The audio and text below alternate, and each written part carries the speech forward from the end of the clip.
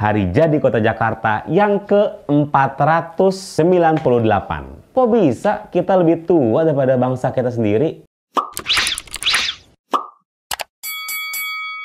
Sobat Gozi, ketemu lagi dengan gue Bang Gozi di YouTube channel kesayangan Sobat Gozi semuanya. Di video kali ini, gue akan ngebahas tentang ulang tahun Jakarta. Kalau lu inget ulang tahun Jakarta, apa coba yang lu paling inget? Ya, gue tahu pasti lu akan terngiang-ngiang sama yang namanya PRJ, Pekan Raya Jakarta. Momen itu emang ada cuman di ulang tahun Jakarta. Ada kerak telur, ada konser-konser, diskon-diskon. Itu surganya deh buat warga Jakarta maupun yang ada di sekitar Jakarta. Nah, gue pengen gali lebih dalam lagi. Apa fakta-fakta menarik sekitar ulang tahun Jakarta? Bahwa ulang tahun Jakarta lebih dari sekedar sebuah seremoni, lebih dari sekedar pesta-pesta kembang api perayaan. Apa saja? Yang pertama, terkait tanggal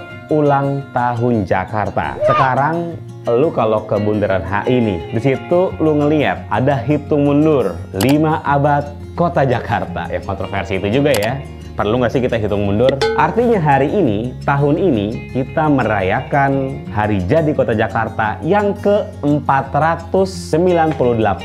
Kok bisa? Sementara Negara Kesatuan Republik Indonesia baru merayakan kemerdekaan yang ke-79. Kok bisa kita lebih tua daripada bangsa kita sendiri? Ternyata hitungan hari jadi kota Jakarta tidak sama dengan hari kemerdekaan bangsa kita. Jakarta dinyatakan lahirnya pada tahun 1527. Apa momen pada tahun 1527? Pada tahun tersebut ada seorang pejuang yang bernama Raden Fathahillah yang berjuang melawan penjajah kolonialisme yang membebaskan sebuah kota bernama Batavia atau yang Sunda Kelapa atau nama-nama lainnya yang akhirnya kota tersebut bernama Jayakarta. Inilah yang akhirnya cikal bakal bernama Jakarta. Jayakarta, kota yang menang, kemenangan yang mutlak, Fathan Bina. Sebuah kemenangan yang kita rasakan hari ini, sebuah perayaan ulang tahun yang kita rasakan bukan sekadar euforia, bukan sekadar perayaan yang kita senang-senang, tapi adalah sebuah refleksi, sebuah perjuangan melawan kolonialisme. Maka saya berpesan buat seluruh masyarakat Jakarta, sebuah Pak Gubernur, seluruh teman-teman dewan, pada diri saya juga sebenarnya, bahwa kita mengusung tema kota global yang berbudaya. Kita pada saat itu melawan kolonialisme. Kita ingin menghadirkan kearifan lokal untuk membawa pentas global. Maka kata global yang berbudaya kita bawa kelokalan kota Jakarta untuk kita angkat ke arah global. Bukan kita bawa globalisasi dan kita tenggelamkan kearifan lokal. Fakta yang kedua. Fakta yang kedua ini menarik nih teman-teman. Mungkin di antara Sobat Gozi banyak juga yang belajar tentang tata kota, tata wilayah. Kita sharing-sharing ya, gue juga masih banyak belajar juga. Tapi yang gue tahu, banyak teori yang menggambarkan bagaimana wilayah itu berkembang. Lu bisa membayangkan nggak bagaimana sih Jakarta itu hadir berkembang? Ya, di kawasan pesisir kita mengenal daerah kota tua, bangunan-bangunan tua dan bergaya Eropa. Di sana ada kali yang sangat besar, ada pelabuhan Sunda Kelapa di sana, ada pusat-pusat pemerintahan. Dan berbeda kita dengan wilayah Jawa Barat, dengan Jawa Tengah, yang pusat pemerintahannya dari dulu sampai sekarang tidak pernah berubah. Jakarta, pusat pemerintahannya selalu berubah-ubah karena daerah-daerah dulu berasal dari kerajaan dan kemudian ada kolonialisme yang akhirnya pemerintahannya ada di sana. Sedangkan Jakarta tidak pernah ada kerajaan di sini. Tapi kolonialisme ada dan kita membebaskan itu. Dan akhirnya ketika pada saat itu kolonial ada di kawasan pesisir dan kemudian peta wilayahnya berubah. Kota tua ya ada kantor pos ya dan kali-kalinya kanal-kanalnya dulu kita muat ada perahu masuk bisa ke sana dan sekarang akhirnya pusat pemerintahannya ada di mana? Di daerah Jakarta Pusat, ada balai kota. Kalau misalnya kita mengenal tata wilayah, tata pemerintahan, ada alun-alun, ada istana, ada pasar, ada masjid agungnya atau ada rumah ibadahnya. Kalau di Jakarta itu kita lihat beda. Itu berada di tempat yang jauh-jauh dan perkembangannya tuh beda-beda, sehingga ini menjadi tantangan buat kita semuanya. Jakarta sebenarnya memang udah dirancang nih daerah yang akan banjir seperti di Amsterdam, di Rotterdam, udah dirancang. Tapi karena akhirnya satu hal yang darurat, ya akhirnya berubah semuanya. Ini sifatnya informasi, perlu kita diskusi lah lebih lanjut. Nah, rancangan-rancangan ini akhirnya berubah total. Ini tantangan buat pemerintahan provinsi dan gue juga di DPRD untuk kembali kita menyusun ulang ya, agar jelas arahnya mau dibawa kemana. Tata ruang kita, tata wilayah kita lebih terarah dan lebih terukur pembangunannya. Rencana yang ada di level nasional, di level daerah, semuanya harus sinergis semuanya. Lalu selanjutnya juga kita melihat Jakarta dari transportasi. Ini fakta yang menarik. Kalau lu bilang Kayaknya transportasi Jakarta baru-baru ini aja deh keren deh. Ya, gara-gara gubernuran ini deh kerennya deh gitu. Kalau nggak ada gubernur dia, emang kayaknya nggak bakal keren transportasi Jakarta, ya nggak sih? nggak juga men, bahwa Jakarta itu dari dulu transportasi udah keren gitu. Dulu Jakarta itu dari 1900-an udah datang.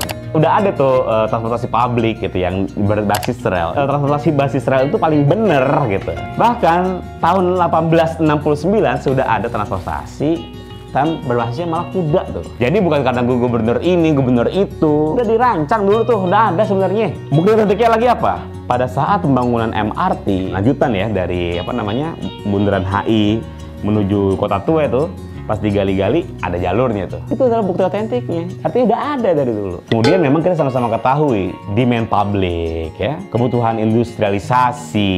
Akhirnya masyarakat kan senengnya kendaraan pribadi, mobil-mobil yang keren-kerenan lah. Akhirnya mau tidak mau jalan-jalan juga digunakan untuk kendaraan pribadi. Akhirnya tergerus. Ya, alhamdulillahnya sih gue seneng sekarang mulai dibangkitkan kembali MRT, LRT, KRL, bahkan KRL yang baru. Dan gue berharap ini bukan hanya terbangun, tapi terkonek.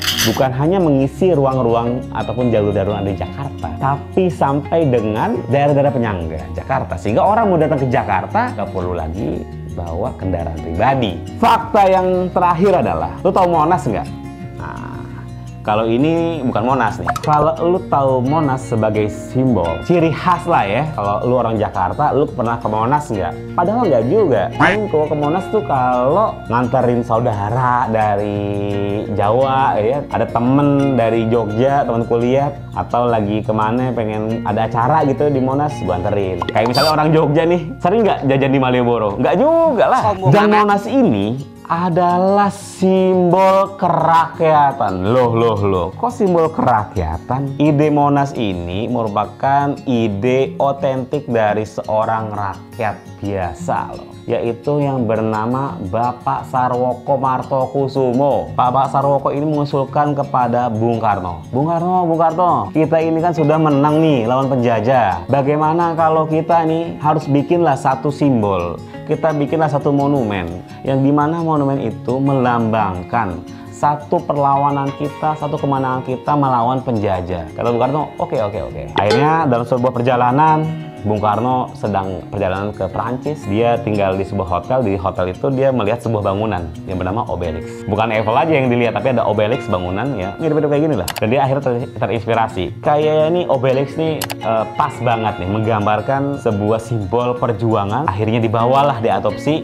Makanya Obelix dan Monas ini beda tipis. Sampai hari ini Monas ini sebagai kebanggaan warga Jakarta yang kalau teman-teman ya pecinta klub bola Persija, di sini ada lambang Monas. Saya yakin Monas itu selalu ada dalam benak kita setiap kita mengingat kota Jakarta. Top of mind kita setiap mengingat Jakarta. Ulang tahun Jakarta pasti ada Monas.